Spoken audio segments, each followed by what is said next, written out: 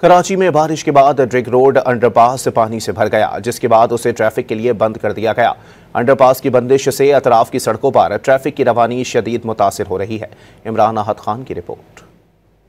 कराची के बेशतर इलाकों में सड़कों पे बरसाती पानी ताहाल जमा है। ड्रिग रोड के अंडरपास में भी बारिश का पानी भर गया, जिसके बाद अंडरपास को ट्रैफिक के लिए बंद कर दिया गया। अंडरपास बंद होने से एतराफ की सड़कों पे ट्रैफिक की रवानी मुतासिर हो रही है, जिसकी वजह से शहरियों को मुश्किलात का सामना करना पड़ रहा है।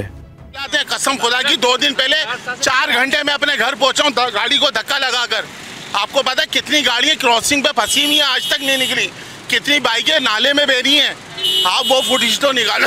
हाँ भाई तो यार क्या फंसे पड़े हुए 3 घंटे पहले चल रहे, टांगे दुख गई हमारी यार, चप्पलें फट गई। ट्रैफिक जाम है, बहुत जाम हो रहा है ट्रैफिक। आवाम परेशान हो रही है भाई, यही हो रहा है और क्या हो रहा है।